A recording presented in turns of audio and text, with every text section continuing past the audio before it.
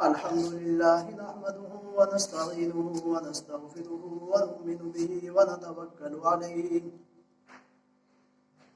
ونعوذ بالله من شرور أنفسنا ومن سيئات أعمالنا من يهده الله فلا مضل له ومن يضلل فلا هادي له ونشهد أن لا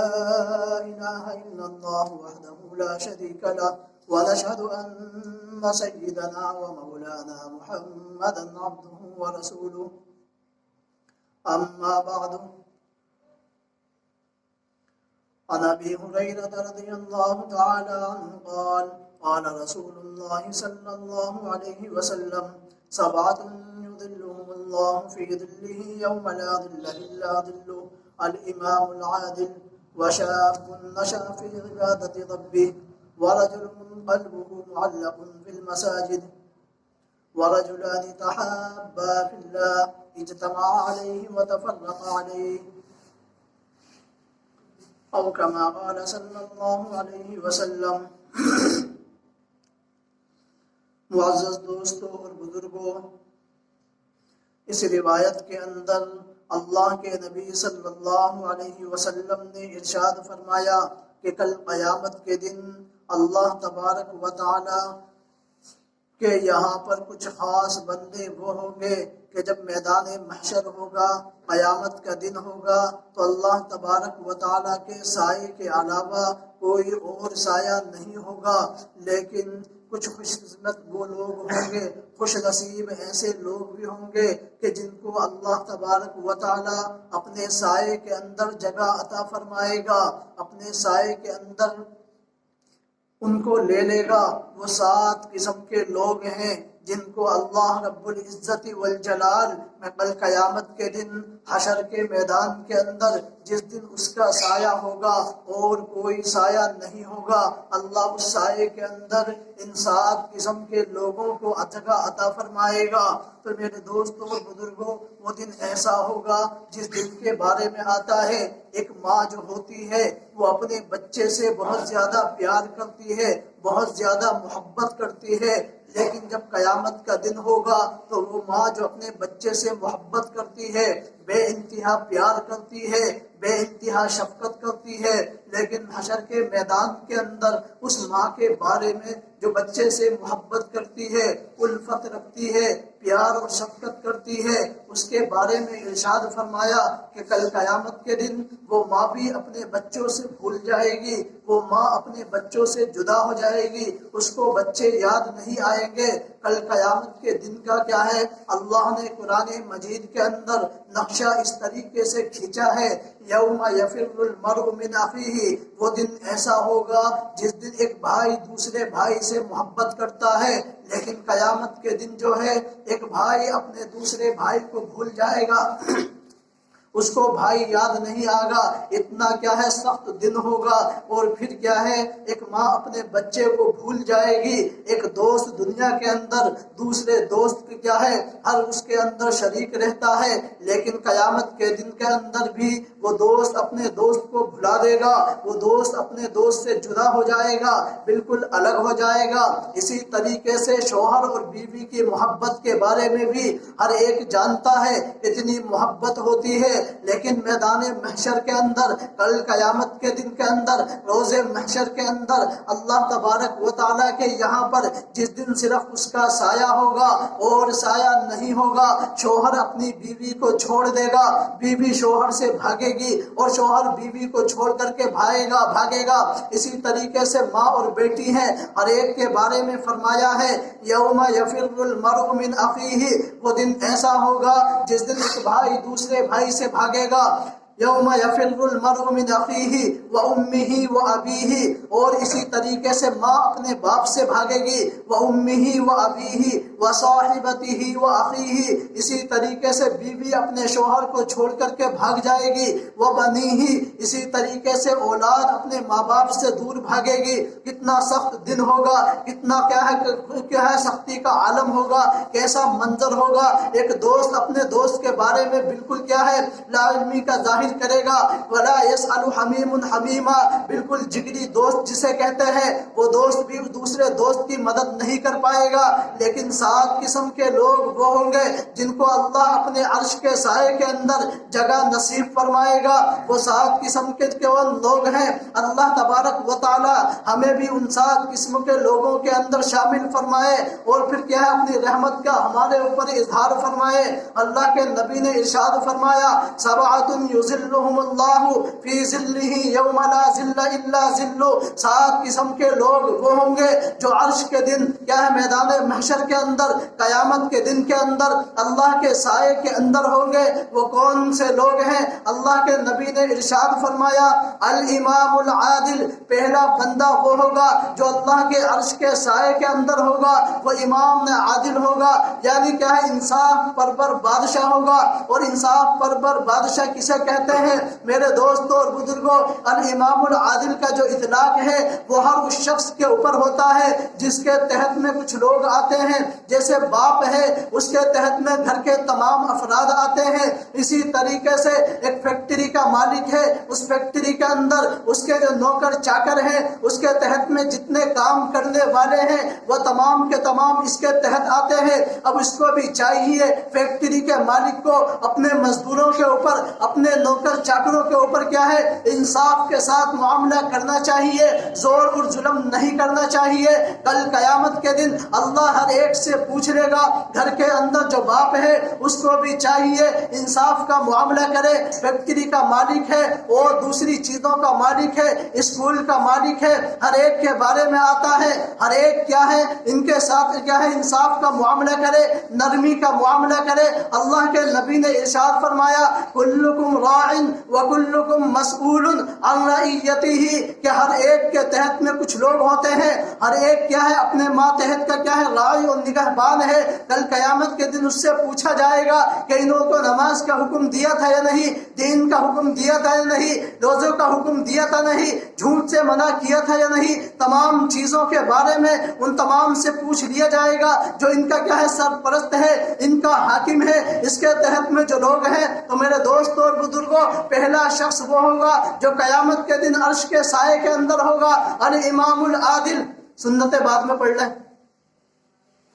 الامام العادل پہلا شخص وہ ہوگا جو انصاف پرور بادشاہ ہوگا۔ اس کی مثال میرے دوستوں اور بزرگوں خلیفہ مامون رشید کے بارے میں آتا، عمر بن عبدالعزیز کے بارے میں آتا ہے۔ ان کے زمانے کے اندر اتنا انصاف تھا، حتیٰ کہ بھیڑ اور بکریاں کیا ہے ایک گھاٹ کے اوپر پانی پیا کرتی تھی، لیکن بھیڑیے کے اندر یہ ہمت نہیں تھی، یہ جرأت نہیں تھی وہ بکری کے اوپر حملہ کر دے۔ ایک چرواہا بکری کو کیا ہے جنگل کے اندر چرا رہا تھا، ان کے زمانے کے اندر اس نے دیکھا اچانک کیا ہے بھیڑیے نے کیا ہے میری بکری کے اوپر حملہ کر دیا۔ لوگوں نے اس سے کہا ہو سکتا ہے آج کیا ہے بادشاہ انتقال کر گیا ہو، بادشاہ کا انتقال ہو گیا ہو۔ اس زمانے کے اندر فون تو تھا نہیں، تو لہذا اس نے دل ہی کے اندر یہ سوچا تھا اور ایک شخص سے کہا تھا، تو لہذا بعد میں خبر ملی کہ کیا ہے عمر بن عبدالعزیز کا انتقال ہو گیا ہے، تو لہذا اور اس کی کیا ہے بھیڑیوں کو یہ ہمت ہو گئی، ان کے انتقال کے بعد اس نے بکری کو دبوچ لیا ہے۔ لیکن ان کی زندگی کے اندر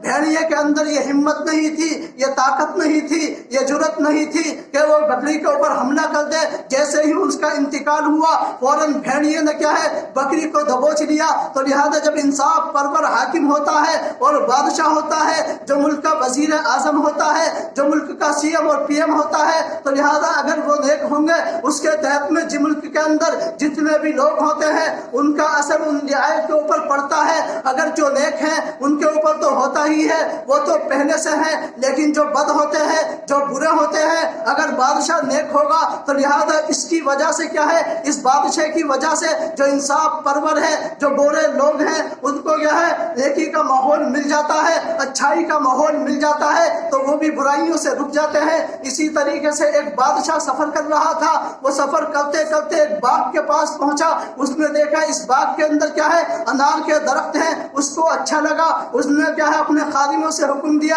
اس باغ کے اندر جائیے اور ایک گلاس انار کا جوس نکال کر کے لائیے۔ تو لہذا انہوں نے لے کر کے آئے اور بادشاہ نے پیا تو بہت لذیذ اور عمدہ اور میٹھا تھا، لیکن بادشاہ کو پھر یہ رغبت ہوئی ایک گلاس اور پیا جائے، لیکن اس کے دل کے اندر اس سے پہلے یہ فطور آ گیا تھا، یہ اس کی نیت کے اندر بگاڑ اور فساد پیدا ہو گیا تھا۔ اس باغ کے اوپر قبضہ کرنا چاہیے، اس باغ کو کیا ہے اپنے انٹر ہمیں لے لینا چاہیے. تو لہٰذا یہ نیت آئی, اس نے دوبارہ حکم دیا, تو لہٰذا دوبارہ اسی درخت کا کیا ہے انار کا جوس نکال کر کے بادشاہ کو پیش کیا گیا اور بادشاہ نے پیا. تو لہٰذا اب وہ کڑوا نظر آیا. اس نے کہا اس باغ کا مالک کون ہے, اس کو بلایا جائے. مالک کو بلایا گیا. تو لہٰذا اس سے پوچھا یہ کیا معاملہ ہے. اسی درخت کا کیا ہے, ہم نے پہلے ایک گلاس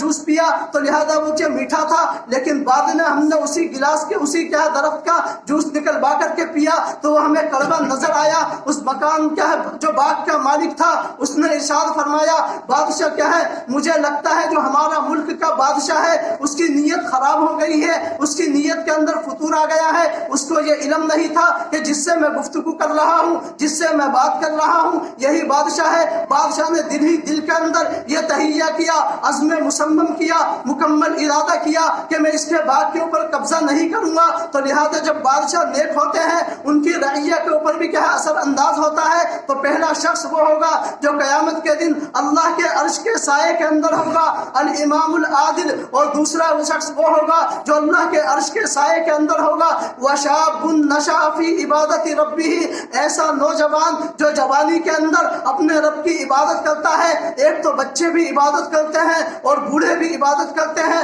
بچوں کی جو عبادت ہوتی ہے وہ ڈر کی وجہ سے ہوتی ہے اور خوف کی وجہ سے ہوتی ہے کہ کیا ہے ہم گھر کے اندر جائیں گے, اگر نماز نہیں پڑھیں گے ہمارے ابو ماریں گے, ہمارے بھائی ماریں گے, دوسرے رشتہ داروں کا ڈر ہوتا ہے. تو لہذا بچہ جو عبادت کرتا ہے وہ ڈر کی وجہ سے کرتا ہے. اب جو بوڑھا ہے وہ تو کیا ہے اسے بوڑھے کے اندر اور بڑھاپے کے اندر اپنے اعمال نظر آتے ہیں, اپنے کرتوت نظر آتے ہیں, اپنے گناہ نظر آتے ہیں. ان گناہوں کی وجہ سے کیا ہے وہ بوڑھا عبادت کرتا ہے. لیکن جوانی کے اندر نہ کسی کا ڈر ہے نہ اعمال کا خوف ہے, بالکل ہٹا کٹا ہے, طاقت جسم کے اندر موجود ہے. تو لہذا اللہ کے نبی نے یہ نہیں فرمایا وَرَجُلٌ نَشَأَ فِي عِبَادَةِ رَبِّهِ, بلکہ ارشاد یہ فرمایا ہے وَشَابٌ نَشَأَ, ایسا نوجوان جو جوانی کے اندر اپنے رب کے سامنے سجدہ کرتا ہے, عبادتیں کرتا ہے, عبادت کو انجام دیتا ہے, نمازوں کو انجام دیتا ہے. تو لہذا اس کی عبادت اللہ کو اتنی پسند آتی ہے, اتنی پسند آتی ہے. اللہ کے نبی نے ارشاد فرمایا وہ شخص جو جوانی کے اندر عبادت کرے اس کو اللہ قیامت کے دن اپنے عرش کے سائے کے اندر جگہ عطا فرمائے گا. تو لہذا کیا ہے بڑھاپے کے اندر لوگ عبادت کرتے ہیں, ان کو یہ شوق آتا ہے, بہت اچھی بات ہے, بہت اچھی بات ہے اور کرنا بھی چاہیے, اس سے مایوس نہیں ہونی چاہیے. اللہ جس کو توفیق دے وہ کیا ہے اس کو کیا ہے توفیق مل جائے, یہ بہت اہم اور اچھی بات ہے. لیکن جوانی کے اندر جو عبادت ہے جو عادت پڑ جاتی ہے, اب جوانی کے اندر جو عبادت کی عادت تھی جب انسان بڑھاپے کو پہنچ جاتا ہے تو پھر عبادت کے اندر لذت پیدا ہو جاتی ہے, لذا آنے لگتا ہے. تو شاب نشأ فی عبادت ربہ, دوسرا شخص وہ ہوگا جو کیا ہے جوانی کے اندر اپنے رب کے سامنے سجدہ کرتا ہے. نیند کا غلبہ ہے, کاروبار کا غلبہ ہے, کاروبار بھی کرنا ہے, ہر ایک چیز کی فکر ذہنوں کے اوپر سوار رہتی ہے, لیکن اس کے باوجود کیا ہے وہ عبادت کو انجام دیتا ہے. تو اللہ کی اس کو یہ عبادت اتنی پسند آتی ہے کہ قیامت کے دن عرش کے سائے کے اندر جگہ عطا فرمائیں گے. اور تیسرا شخص وہ ہے وَرَجُلٌ قَلْبٌ مُعَلَّقٌ فِي الْمَسَاجِدِ, تیسرا شخص وہ ہے جس کو اللہ قیامت کے دن عرش کے سائے کے اندر جگہ عطا فرمائیں گے. وہ شخص ہوگا جس نے ایک نماز کو پڑھا اور نماز پڑھنے کے بعد اب دوسری نماز کے انتظار کے اندر اس کا دل مسجد میں لگا رہتا ہے کہ مجھے نماز پڑھنی ہے. جیسے ہی اذان ہوتی ہے اس کا ذہن مسجد کی طرف جاتا ہے. تو لہذا ہر وقت نماز کی فکر کا سوار رہنا. وَرَجُلٌ قَلْبُهُ مُعَلَّقٌ فِي الْمَسَاجِدِ, وہ ہر وقت مسجد میں اٹکا رہتا ہے. اٹکا رہنے کا مطلب یہی ہے ایک نماز کے بعد فوراً دوسری نماز کی اس کے ذہنوں کے اندر فکر سوار رہتی ہے. اللہ کو یہ شخص بھی کیا ہے بہت زیادہ پسند ہے, اس کی عبادت بھی پسند ہے. اللہ اس کو بھی قیامت کے دن عرش کے سائے کے اندر جگہ عطا فرمائے گا. اور چوتھا شخص وہ ہوگا وَرَجُلَانِ تَحَابَّا فِي اللَّهِ اجْتَمَعَا عَلَيْهِ وَتَفَرَّقَا عَلَيْهِ, دو شخص ہیں جو کیا ہے اللہ ہی کے لیے محبت کرتے ہیں, اللہ ہی کے لیے اکٹھے ہوتے ہیں, اللہ ہی کے لیے کیا جدا ہوتے ہیں. تو لہذا آپ سب بیٹھے ہوئے ہیں, تو لہذا اللہ کی محبت کے اوپر کیا ہے مسجد کے اندر بیٹھے ہوئے ہیں. اللہ کو یہ ادا اتنی پسند آتی ہے, اتنی پسند آتی ہے. اللہ کے نبی نے ارشاد فرمایا کہ کل قیامت کے دن جو اللہ کی دین کے لیے کیا ہے اللہ کی محبت کی خاطر اکٹھے ہوتے ہیں مسجدوں کے اندر, جلسوں کے اندر, دین کی کی بات سننے کے لیے اللہ انہیں کیا ہے قیامت کے دن عرش کے سائے کے اندر جگہ عطا فرما دے گا۔ اور پانچواں شخص وہ ہوگا جس کے بارے میں اللہ کے نبی نے ارشاد فرمایا وَرَجُلٌ دَعَتْهُ امْرَأَةٌ ذَاتُ مَنْصَبٍ وَجَمَالٍ فَقَالَ إِنِّي أَخَافُ اللَّهَ۔ ایک شخص ہے ہٹا کیا ہے جوان شخص ہے یا کیا ہے ایک آدمی ہے اور اس کو کیا ہے ایک عورت گناہ کی دعوت دیتی ہے، مثال کے طور پر زنا کی دعوت دیتی ہے، بدفعلی کی دعوت دیتی ہے، لیکن وہ عورت کیا ہے منصب والی ہے، شہزادی ہے اور اس کے پاس حسن بھی ہے، مال بھی ہے، جمال بھی ہے، ہر چیز موجود ہے، لیکن اس شخص کو دعوت دیتی ہے تو لہذا یہ کہتا ہے فقال انی اخاف اللہ، مجھے اپنا اللہ کا خوف ہے، میں اللہ سے ڈرتا ہوں، اللہ کا ڈر میرے دل کے اندر ہے، اللہ کے خوف کی وجہ سے، اللہ کے ڈر کی وجہ سے وہ کیا ہے اس بدفعلی سے کیا ہے اپنے آپ کو بچا لیتا ہے۔ تو لہذا اللہ تبارک و تعالیٰ کو اس کی یہ ادا اتنی پسند آتی ہے، اتنی پسند آتی ہے، اللہ کے نبی نے ارشاد فرمایا جو کیا ہے گناہ کیوں کیا ہے میری وجہ سے، میرے خوف کی وجہ سے، میری عظمت اور معرفت کی وجہ سے، میرے جلال کی وجہ سے گناہ کو چھوڑ دے گا، زنا سے باز آ جائے گا، اللہ کو یہ ادا اتنی پسند آتی ہے قیامت کے دن عرش کے سائے کے اندر اس کو جگہ عطا فرمائے گا۔ اس کی سب سے بہترین اور سب سے خوبصورت مثال کیا ہے اس میں حضرت یوسف علیہ السلام کی ہے۔ زلیخا نے یوسف علیہ السلام کو کیا ہے بدفعلی کی دعوت دی تھی، زنا کی دعوت دی تھی، بادشاہ کی بیوی تھی، شہزادی تھی، محل کی مالک تھی، تو لہذا ہر کچھ اس کے پاس تھا، تو لہذا یوسف علیہ السلام کو گناہ کی دعوت دیتی ہے، لیکن یوسف علیہ السلام نے کیا ہے اس سے فرمایا انہ ربی احسن مثوائی، میں اپنے بغیر مالک کا کیا ہے احسان مند ہوں، مجھے اپنے مالک کے اوپر یہیں پر میں پلا ہوں، یہیں پر میں بڑا ہوں، لیکن میرے اندر کیا ہے یہ ہمت نہیں ہے، میرے اندر یہ جرأت نہیں ہے، میرے اندر یہ طاقت نہیں ہے، میں اپنے مالک کے اندر کیا ہے مکان میں رہتے ہوئے اسی کے ساتھ خیانت کروں۔ تو انہوں نے فرمایا انہ ربی احسن مثوائی، میں اپنے رب کا کیا ہے احسان مند ہوں، شکر گزار ہوں، میں اپنے مالک کا بھی احسان مند ہوں، میں یہ کام نہیں کر سکتا۔ تو لہذا انہوں نے کیا ہے زلیخا کی دعوت سے اپنے آپ کو بچایا، تو لہذا اللہ نے کیا ہے ان کے مرتبے کو بلند کر دیا، بعد میں انہیں بادشاہ بنا دیا۔ اور چھٹا شخص وہ ہے جن کے بارے میں آتا ہے جسے اللہ قیامت کے دن عرش کے سائے کے اندر جگہ عطا فرمائیں گے وَرَجُلٌ تصدق لا تعلم شمالہ ما تنفق یمینہ، ایک وہ آدمی ہے جو کیا ہے اپنے کیا ہے مال کو خرچ کرتا ہے، صدقہ کرتا ہے، لیکن اس طریقے کے اوپر اس نے داہنے ہاتھ سے کیا چیز خرچ کی ہے بائیں ہاتھ کا علم نہیں ہے، تو لہذا چھپ کر کے صدقہ کرتا ہے۔ اللہ کو یہ ادا اتنی پسند آتی ہے، اتنی پسند آتی ہے، اللہ کے نبی نے ارشاد فرمایا ایسا آدمی جو اللہ تبارک و تعالیٰ کی راہ کے اندر مال کو صرف کرتا ہے، مال کو خرچ کرتا ہے، اللہ اسے قیامت کے دن اپنے عرش کے سائے کے اندر جگہ عطا فرمائیں گے۔ تو لہذا کیا ہے مال کو چھپ کر کے صدقہ کرنا یہ بہت بڑی عبادت ہے، لیکن اگر کہیں پر ایسا ہو جائے کہ ظاہر کر کے دینا پڑے تو پھر وہاں پر ظاہر کر کے ان لوگوں کو دکھا کر کے کیا ہے مال اللہ کی راہ میں دینا یہ بہت زیادہ فائدہ مند ہے تاکہ لوگوں کو رغبت ہو۔ تو لہذا دونوں ہے، ہم گناہ بھی چھپ کر کے کرتے ہیں اور ظاہر کے اندر بھی کرتے ہیں، تو لہذا ہمیں مال صدقہ کیا ہے چھپ کر کے بھی کرنا چاہیے اور کبھی کبھی لوگوں کی رغبت کے لیے دکھا کر کے اللہ کی راہ کے اندر دینا چاہیے۔ تو دونوں کو کیا ہے الگ الگ حکم ہے، دکھا کر کے بھی دیا کرے اور چھپ کر کے بھی دیا کرے۔ اور ساتواں آدمی وہ ہے وَرَجُلٌ ذَكَرَ اللَّهُ خَالِيًا، ساتواں آدمی وہ ہے جسے اللہ اپنے عرش کے سائے کے اندر کل قیامت کے دن جگہ عطا فرمائے گا، جس دن اس کے سائے کے اندر کیا ہے کوئی سایہ نہیں ہوگا، وہ آدمی ہوگا جو تنہائی کے اندر اور خلوت کے اندر اللہ کا ذکر کرتا ہے۔ وَرَجُلٌ ذَكَرَ اللَّهُ خَالِيًا، بالکل خالی ہو کر کے کیا ہے اللہ کا ذکر کرتا ہے۔ اب خالیاً کے معنی دو ہیں، ایک تو یہ ہے لوگوں سے بالکل تنہائی اختیار کر کے ایک کونے میں بیٹھ کر کے کمرے میں چھپ کر کے اللہ کی کیا ہے ذکر کرتا ہے، اللہ کی عبادت کرتا ہے، اللہ کو یہ ادا بہت پسند آتی ہے۔ اور دوسرے معنی خالیاً کے یہ ہے اغیار سے کیا ہے اس کا دل خالی ہو جائے، یعنی صرف اللہ کی محبت ہو، اللہ کے کیا ہے اس کے اندر محبت ہو، اور دوسرے کیا ہے چیزوں کی محبت اس کے دل کے اندر نہ ہو۔ تو لہذا خالیاً کے معنی دو ہے۔ تو لہذا اگر کسی شخص کیا ہے लोगों से छुप करके अल्लाह की इबादत करता है तो ये भी बहुत क्या है काबिल तारीफ है। अल्लाह के यहाँ क्या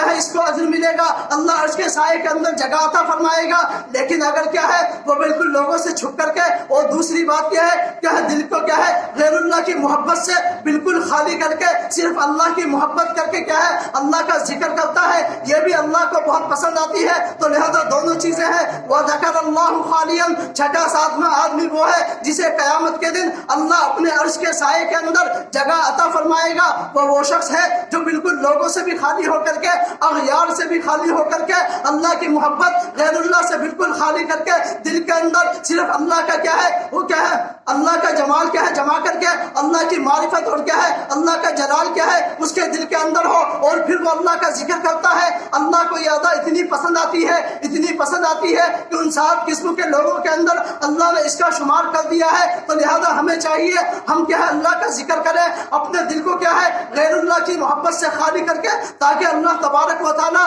हमें इन 7 किस्म के खुश नसीब लोगों के अंदर कल क़यामत के दिन जगह अता फरमा दे, जिस दिन अल्लाह के साए के अलावा कोई दूसरा साया नहीं होगा। और वो दिन तो वो होगा जिस दिन हर शख्स क्या है घबराहट के अंदर होगा, खौफ के अंदर होगा, परेशानी के अंदर होगा, पसीने छूट रहे होंगे, जिस दिन के बारे में अल्लाह ने फरमाया है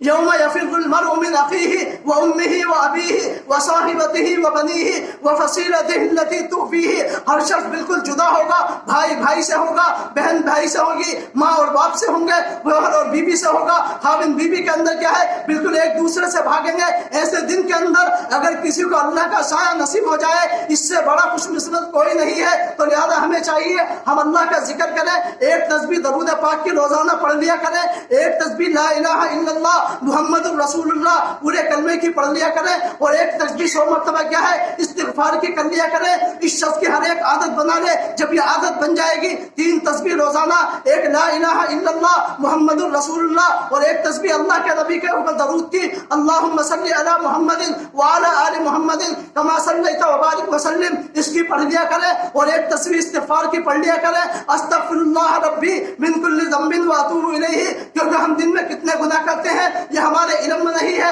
कितने बेइंतहा गुनाह करते हैं। इस्तिगफार भी हमें कसरत चाहिए। तो लिहाजा हम इसको क्या अपना मामूल बना ले, जब मामूल बन जाएगा तो इंशाअल्लाह जो हम नमाजें पढ़ते हैं इसके अंदर लज्जत आएगी, इसके अंदर सुरूर आएगा, हमें खुशी होगी कि हम अल्लाह की इबादत करते हैं। जब इबादत करेंगे और सजदे के अंदर सर को रखेंगे तो हमें बहुत अल्लाह का कुर्ब हासिल होगा। तो लिहाजा हर शख्स इसकी गांठ बांध ले कि 3 तस्बीह रोजाना हमें पढ़नी है। अल्लाह क्या है हमें उन खुशकिस्मत लोगों के अंदर शामिल फरमाए। वाखिर दावाना अल्हम्दुलिल्लाह। हमारे चैनल दीनी मसाइल की मालूमात को सब्सक्राइब करें,